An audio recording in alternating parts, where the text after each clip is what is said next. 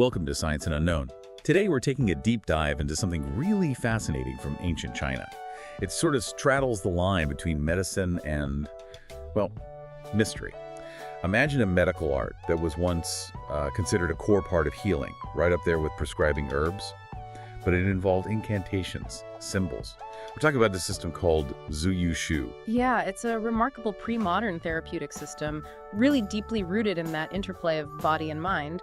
Our mission today really is to unpack its history, its theoretical side, and maybe what it can teach us even now. You know, looking beyond just seeing it as, well, magic. It offers this surprising window into ancient Chinese thinking. Okay, let's definitely unpack this. It sounds intriguing. Where do we start? I mean, what was the world even like when this first emerged? Right. Well, you have to picture the dawn of Chinese civilization. People lived in what we might call an animistic world. They genuinely believed that mountains, rivers, the wind, thunder, all of it possessed consciousness, power. Everything was alive.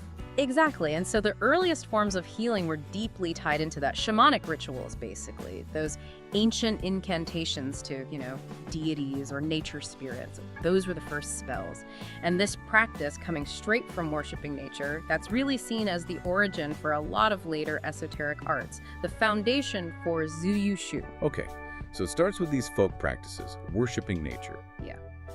But how did it become something more formal? You mentioned the Yellow Emperor. Ah, yes. That's what's really fascinating here, how these scattered folk practices were kind of strategically elevated.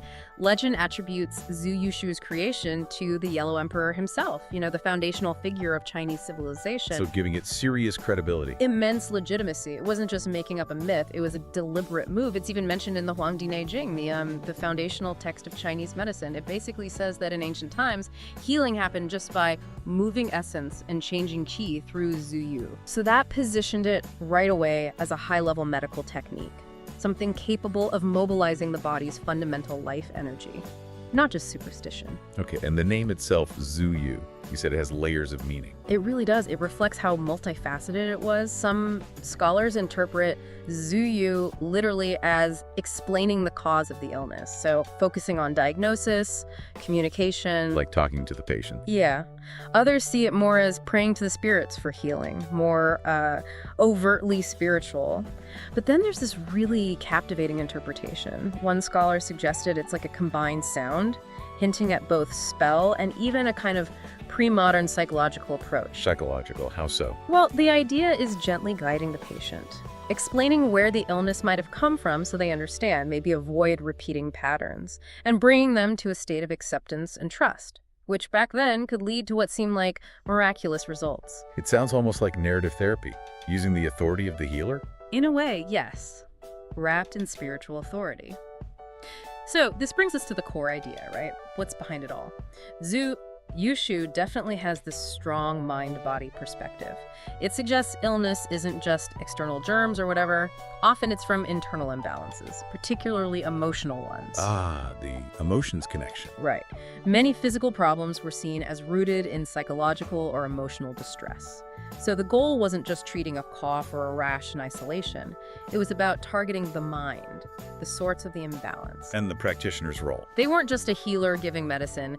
They were seen as a kind of bridge, a medium, connecting the patient to this universal energy field, using their own intention to guide healing energy, but importantly, without depleting themselves, more like a conduit. It's amazing that something like this actually made it into the official imperial medical system. How did that happen? How did it go from folk roots to state sanction? It's quite a journey. It started formally in the Sui dynasty. They actually institutionalized it, created official positions for Zhu Yu practitioners. Then, by the Tang dynasty, you have this really renowned medical figure, Sun Simiao, including whole sections on spell-based methods in his big medical texts. For things like malaria, childbirth. Exactly. Everything from malaria to difficult childbirth. That really cemented its place. Then, in the Song dynasty, you see this interesting shift. Less purely oral incantations, more focus on written talismans. By the shift. It likely reflects the growing influence of Taoism, which brought in more complex symbolism and cosmology. It gave a kind of structure to the symbols. And when did it reach its peak officially? That would be during the Yuan and Ming dynasties. Zhu Yu was formally recognized as one of the 13 departments within the Imperial Academy of Medicine. 13 departments, alongside things like internal medicine? Yes, right alongside internal medicine, pediatrics, gynecology, major specializations. It shows how integral it was considered. So why did it decline, if it was so important? Well, its very nature made it tricky. It required intense personal cultivation, spiritual discipline from the practitioner. That's really hard to standardize, hard to teach on a mass scale, like, say, pharmacology or herbalism. Makes sense. Plus, Neo-Confucian thought started gaining prominence, favoring more, quote-unquote, rational treatments, things based more on observation, less on spiritual elements. So eventually, in the Ming Dynasty, it was removed from the official medical system. But it didn't just disappear. Oh no, not at all. It simply returned to the folk realm, went back underground, you could say, and there it often merged even more deeply with Taoist traditions, continuing outside the official structure. A familiar story for many practices. Now, these 13 departments, that sounds incredibly comprehensive. What sort of things do they cover? It was truly ambitious. The scope was vast. Basically, they aimed to cover almost every ailment imaginable. Like what? Give us some examples. Okay, so you had departments for internal conditions, fever, asthma, that sort of thing.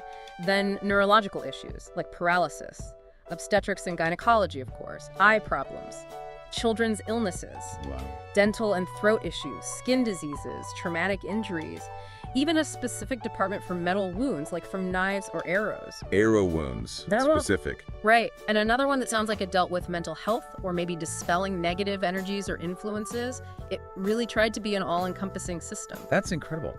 And the tools they used, the talismans and spells, were they just random or systematic too? Highly systematic. Talismans weren't just doodles. They were seen as this incredibly concentrated, symbolic language, almost like a cosmic prescription. Like a prescription, I like that. Yeah, believed to contain specific universal information and energy. And writing them was a ritual in itself. The practitioner had to be in a very specific mental state. And the skulls? Spells were viewed as a kind of sound technology, using specific vibrations, specific intentions to create energetic fields. There was a huge library of these things. Preparatory chants to cleanse the space, specific invocations for the deities associated with each of the 13 departments. So a specific spell for eye problems, another for fevers. Pretty much. And some were very direct, literally commanding the illness to leave the body. So the whole thing sounds like a performance almost. Sacred theater, as you put it. Can you walk us through what a healing session might actually look like? Absolutely. It was carefully orchestrated. First, the practitioner would purify themselves, maybe specific cleansing rituals, special clothes. They'd often burn incense, maybe before images of ancestors like the Yellow Emperor or relevant deities. Then they'd formally report the patient's details, name, condition to the heavens, like submitting a cosmic intake form. Then, while reciting specific incantations, the really focused part, writing the talisman, usually with cinnabar, that bright red mineral ink, thought to be spiritually potent on yellow paper. After writing it, they might even do something like spray purified water onto it with their breath to kind of infuse it with their chi, their energy and intention. Adding their personal power to it. Exactly. And finally, the talisman would be given to the patient with very precise instructions. Maybe burn it and drink the ashes mixed with water or an herbal tea, or perhaps wear it. Every single step was designed to reinforce the seriousness, the solemnity, and ultimately the effectiveness of the treatment. Building that belief. That level of detail is amazing, but it all seems to hinge so much on the practitioner. What about their ethics, their discipline, or the rules they had to follow? Oh, absolutely crucial. The success was seen as fundamentally tied to the practitioner, and the system had incredibly strict ethical and disciplinary guidelines. Think of it like a spiritual Hippocratic oath. For instance, they had the 5 untreatables, conditions they believed couldn't be healed. What were those? Things like patients who were insincere or who slandered the practitioner, the heavenly doctor. Patients with wavering belief, those who valued wealth over their own life. That's a big one. Isn't it? And finally, if the talisman or spell itself was incomplete or improperly done. Now, this wasn't about blaming the patient. It was acknowledging that for this type of healing based on energy, consciousness, belief, the patient's mindset and willingness were fundamental. So their participation mattered. Immensely. Beyond that, practitioners had lists like the 10 precepts and 6 essentials. These covered everything from avoiding greed and anger to maintaining deep inner calm, really understanding medical principles alongside the Zhu Yu techniques, and mastering their craft. They even had specific taboos like don't practice if you're sad or ill yourself or drunk, even during your honeymoon period. Honeymoon period. Why? The idea was that it might deplete their vital energy, making them less effective as a healing conduit. This whole code was designed to keep the practitioner's body and mind pure and potent, because they were the primary healing instrument. It shows this deep understanding of the healer's state affecting the outcome. Okay, so comparing this, how does Zhu You Shu stack up against other healing arts? Like, is it just shamanism? Is it Taoism? Buddhism? What makes it distinct? Good question. It definitely shares roots with ancient folk shamanism, no doubt. But it evolved. It became much more systematic, more professionalized as a medical technique. It consciously separated itself from what might be seen as simpler witchcraft or just lucky charms. Its connection with Taoism is also really strong. Taoist cosmology, ideas about qi, spiritual cultivation, these profoundly enriched Zhu Yu theory and practice, it gave it a philosophical depth. And compared to, say, Buddhist mantras? Different focus. Buddhist mantras often aim for spiritual liberation, enlightenment, purification. They're sometimes considered secret, untranslatable sounds. Zhu Yu spells, though, were much more functional, very direct. Focused squarely on healing specific illnesses, dispelling negative influences. They're like precise energetic tools or commands, less about general spiritual development. This brings us to the big question for today, doesn't it?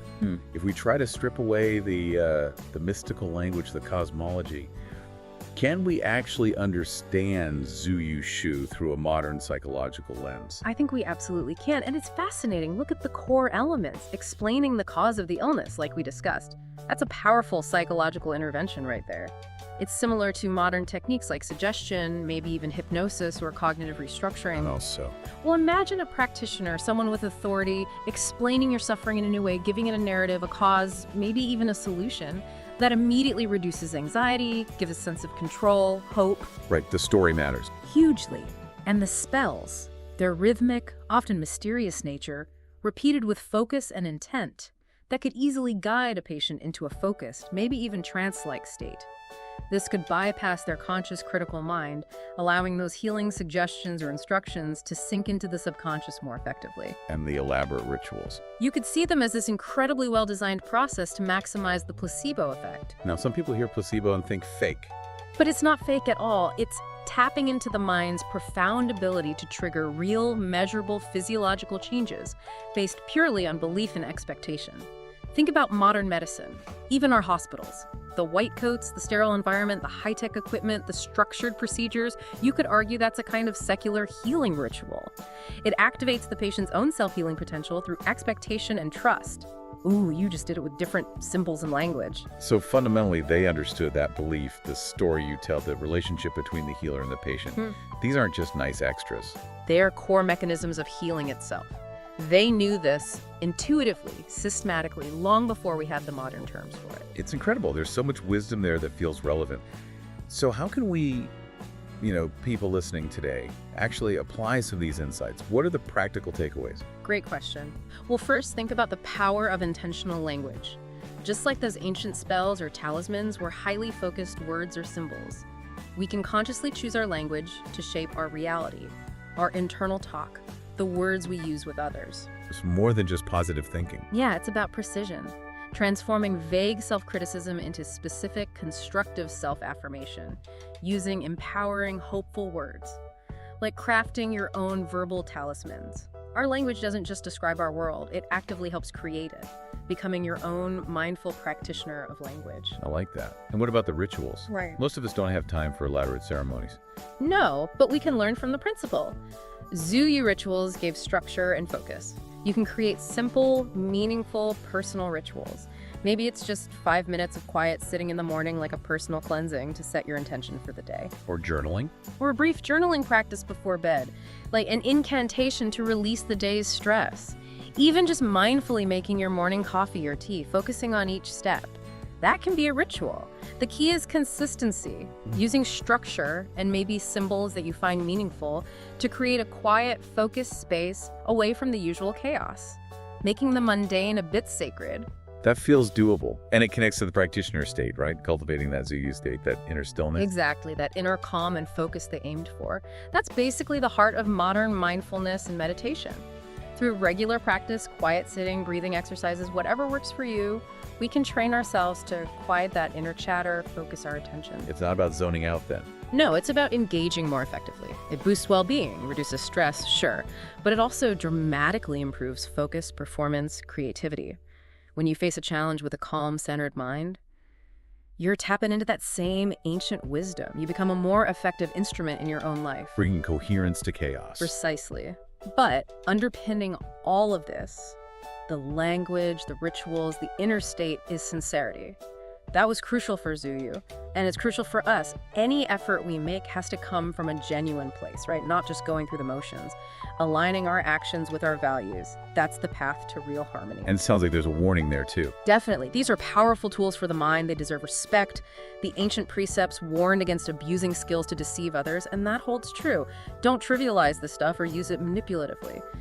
Genuine healing relies on trust and integrity. So Zhu You Shu, once celebrated, then kind of pushed aside, it's way more than just a historical footnote. Oh, much more. It's this complex tapestry weaving together ancient cosmology, philosophy, deep psychological insights. Its whole journey reflects huge shifts in Chinese culture. And when we look at it now, the talismans, the spells, the rituals, they start to look like sophisticated technologies of consciousness, really, designed to harness belief, expectation, emotion, the mind's power over the body. Our ancestors intuitively grasped this. They systematized things like the placebo effect, the importance of the therapeutic relationship, long before we had those labels. So for us today, maybe swimming in this fast-paced world, the real takeaway isn't trying to replicate ancient spells. Probably not directly, no. It's about understanding the core principles, the transformative power of our words, the meaning we find or create in personal rituals, the absolute importance of inner calm and focus, and underpinning it all, sincerity. By embracing these insights, maybe we can reconnect with something powerful within ourselves. Exactly. A kind of forgotten wellspring of inner resourcefulness, finding a bit more peace and strength, even with all the noise of modern life. Maybe the most potent healing always starts with how we engage our own minds and the stories we choose to believe about ourselves. Thank you for watching Science and Unknown. See you next time.